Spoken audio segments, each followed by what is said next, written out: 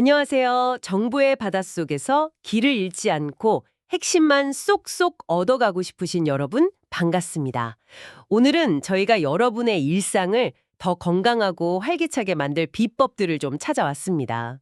하버드 보고서부터 전문가 칼럼, 건강 가이드까지 다양한 자료들을 준비했는데요. 이걸 바탕으로 스트레스는 줄이고 몸과 마음의 활력은 높이는 아주 작지만 강력한 습관들, 여기에 대해 좀 깊이 파고들어 볼까 합니다.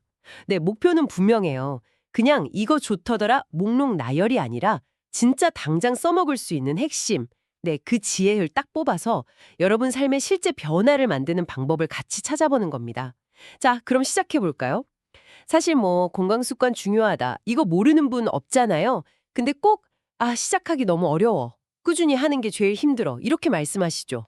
근데 오늘 저희가 볼 자료들이 공통적으로 하는 말이 뭐랄까, 거창한 계획 세우기보다는 매일 하는 그 작은 실천의 힘, 이걸 멈춰 강조하더라고요. 맞습니다. 이게 그 행동 변화 이론에서도 나오는 이야기인데요. 사람마다 뭐랄까 변화에 대한 준비 상태, 이게 다 다르거든요. 그래서 처음부터 막 너무 크고 부담스러운 목표를 잡으면 금방 지치고 포기하기 쉽죠. 오늘 자료들은 바로 그런 점을 잘 짚어주고 있어요. 작지만 계속 할 수 있는 습관, 이걸로 장기적인 건강과 행복을 만들자는 거죠. 구체적인 방법들을 딱 제시해주고요. 오, 흥미로운데요. 그럼 일단 마음부터 좀 다스려 볼까요? 스트레스 관리? 이게 첫 단추겠죠. 그 하버드 연구소 자료 보니까 스트레스 레벨을 결정하는 게 삶이 얼마나 바쁘냐, 이게 아니라 매일 겪는 스트레스에 우리가 어떻게 반응하느냐, 이게 더 크다면서요. 잠깐 멈춰서 심호흡 한번 하는 거, 이것만으로도 진짜 큰 차이를 만든다고 하던데. 네네, 그게 그냥 두근전환 이런 차원이 아니에요. 깊게 숨 쉬는 거 있잖아요. 이게 실제로 우리 뇌의 부교감 신경계를 딱 건드려서 몸이랑 마음을 진정시키는 그런 생리적인 효과가 있는 겁니다. 과학적으로요.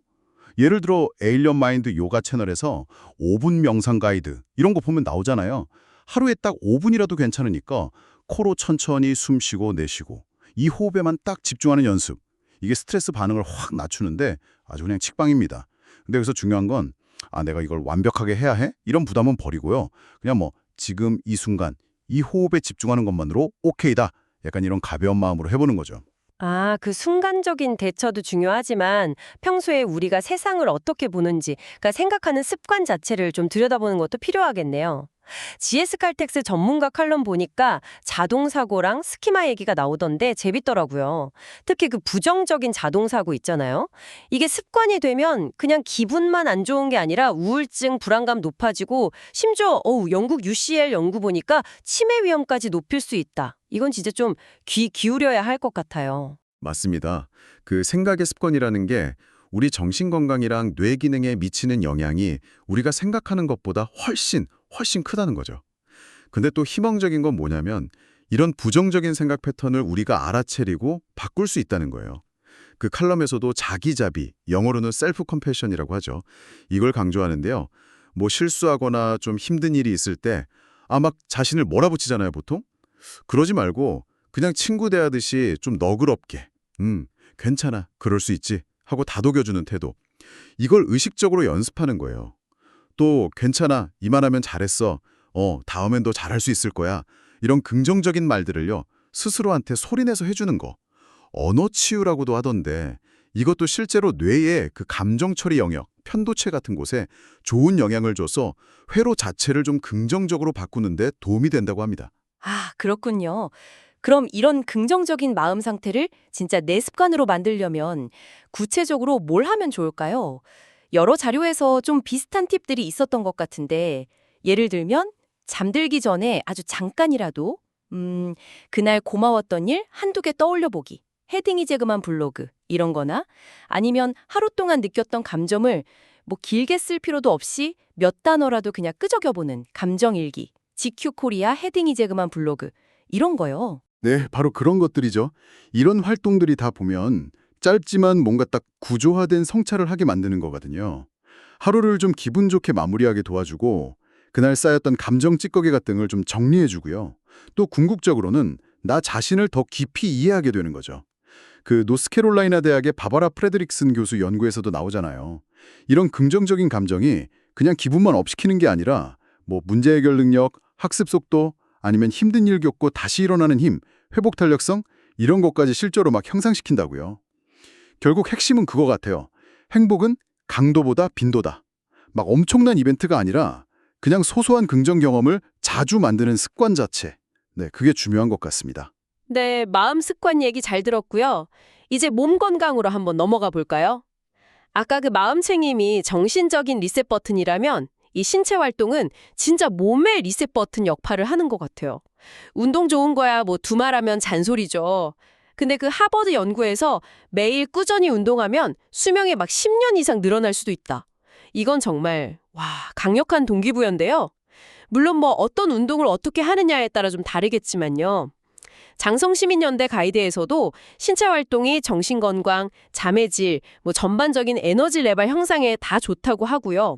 운동 효과는 정말 뭐 하나하나 다 말하기 힘들 정도로 많죠. 근데 많은 분들이 그 시작이랑 지속, 이걸 어려워하시잖아요. 여기서도 핵심은 똑같습니다. 작게 시작하기. 그 장성시민연대 가이드에서도 현실적인 목표 설정이 중요하다고 딱 짚어주죠. 예를 들어서 뭐 하버드 연구소나 GQ 코리아 추천처럼 매일 한 15분에서 30분 정도 걷기. 아, 걷기. 네, 특히 아침 햇살 받으면서 걸으면 비타민 D 합성에도 좋으니까 뭐 일석이조죠. 아니면 GQ 코리아에서 말하는 것처럼 하루 딱 10분 스트레칭. 이걸로 시작해서 유연성 좀 높이고 부상 위험 줄이는 거. 이것도 아주 좋은 출발이고요. 그 인포스페이스 블로그 거기서는 하루 1% 더 건강해지기 이런 접근법을 말하는데 이것도 좋아요. 뭐 엘리베이터 대신 계단 이용하기 아니면 버스 한 정거장 먼저 내려서 걷기 이렇게 일상 속에서 활동량을 의식적으로 조금씩만 늘려도요. 이게 쌓이면 진짜 의미 있는 변화가 됩니다. 네, 그럼 운동 이제 막 시작하시라는 분들 아니면 다시 좀 해볼까 하시는 분들이 꼭 기억해야 할 아주 기본적인 팁들 그런 것도 있었죠. 네네, 몇 가지 진짜 필수적인 것들이 있어요. 장성시민연대 가이드에 잘 정리가 되어 있던데요. 첫째는 운동 전후 그리고 운동 중에도 충분히 물 마시기. 이건 뭐 기본 중에 기본이죠. 탈수 오면 운동 능력도 떨어지고 몸에도 안 좋으니까요. 둘째는 운동 목적에 맞게 영양 섭취 잘하기. 뭐 운동 전에는 에너지원이 될 탄수화물 좀 먹고 운동 후에는 근육 회복 도울 단백질 신경 써서 챙겨 먹고 이런 거요. 셋째, 다치면 안 되니까 준비 운동, 워밍업하고 운동 끝나고 정리 운동, 쿨다운 하는 거. 이것도 필수. 운동 효과도 높여주고요. 넷째, 이게 어쩌면 제일 중요할 수도 있는데 내 몸이 보내는 신호에 귀 기울이는 거. 아프면 참지 말고 바로 멈추고 쉬어야 합니다. 무리하면 안 돼요. 마지막으로 운동을 좀 즐거운 습관으로 만드는 노력, 이게 중요해요. 혼자 하기 지루하면 친구랑 같이 하거나 좋아하는 음악 신나게 듣거나 아니면 뭐 운동 앱 같은 걸로 기록하면서 스스로한테 작은 보상도 좀 주고 이러면 더 꾸준히 할 수 있겠죠? 그렇죠. 운동이랑 또 짝꿍처럼 따라다니는 게 식단 조절인데요. 이것도 보니까 작은 변화, 이게 핵심 키워드인 것 같아요. 그 머니워크 자료 보니까 뭐 극단적으로 식단 제한하고 그러는 거 말고 하루에 먹는 총 칼로리에서 딱 100kcal 정도만 줄여보자 이렇게 제한하더라고요. 예를 들면 뭐 커피에 설탕 한 스푼 넣었던 거 빼거나 튀김 대신에 찜이나 구이 선택하거나 뭐 이런 식이요. 이게 근데 진짜 효과가 있을까요? 100kcal면 얼마 안 되는 것 같은데. 아, 네. 그 작은 변화가 쌓이면요. 생각보다 꽤 큰 차이를 만들 수 있습니다. 인포스페이스 블로그에서도 비슷한 얘기예요.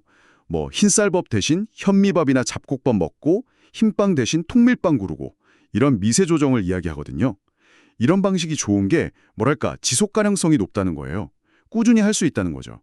실제로 그 머니워크 자료에서는 이런 작은 노력들이 그냥 살 빼는 것뿐만 아니라 비알코올성 지방간 같은 대사질환 있잖아요. 이런 거 개선하는 데도 좋은 영향을 줄 수 있다고 구체적인 연구 결과까지 보여주더라고요. 비만인 분들이 현재 체중에서 한 5%에서 10% 정도만 빼도 간에 낀 지방량 줄고 염증 수치도 좋아진다는 거죠. 오, 정말이요? 네. 그리고 GQ 코리아에서 소개된 간헐적 단식, 뭐 16시간 굶고 8시간 동안 먹는 16.8 방식 같은 거요. 이것도 식사 패턴 조절하고 과식 막는 한 가지 방법이 될 수는 있어요. 근데 이게 또 모든 사람한테 다 맞는 건 아니니까 자기 건강 상태나 생활 리듬 잘 보고 좀 신중하게 접근할 필요는 있습니다. 네, 마음이랑 몸, 이 내부적인 습관들을 쭉 살펴봤는데요. 이제는 우리가 살아가는 그 외부 환경과의 관계, 생활 습관 쪽으로 좀 시선을 돌려볼까요? 또 어떤 작은 습관들이 우리 건강과 행복에 영향을 줄 수 있을까요? 하버드 연구소랑 헤딩이 지그만 블로그 두 군데 다 자연 속에서 시간 보내기 이걸 엄청 강조하던데요. 맞아요. 그 자연이랑 만나는 거, 이게 생각보다 훨씬 강력한 스트레스 해소 효과가 있어요.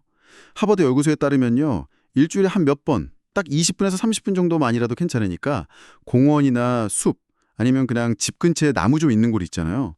그런 데 가서 걷는 것만으로도 스트레스 호르몬, 그 코르티솔 수치가 눈에 띄게 줄어들고 기분이 확 좋아진다고 해요.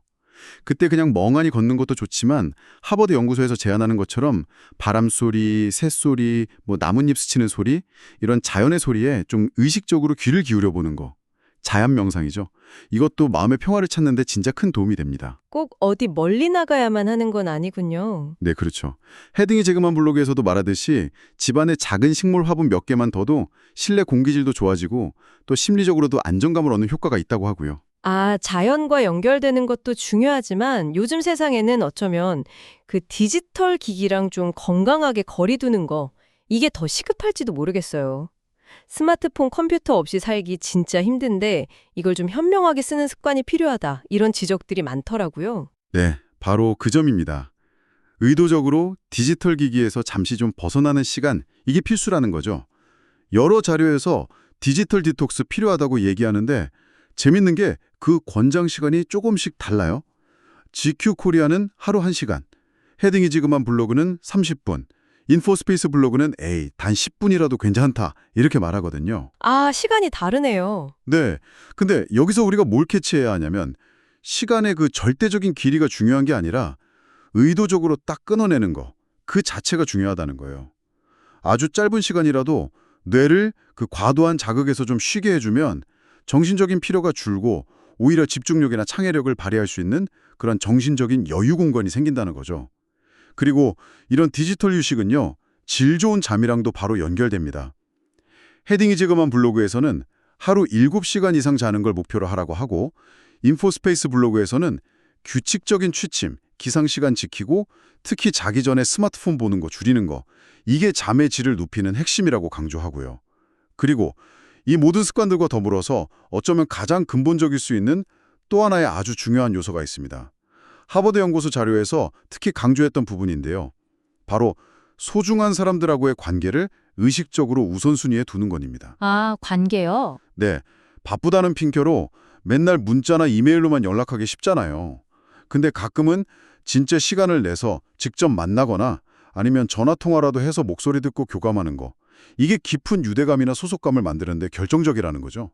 과학적으로도 증명된 거예요.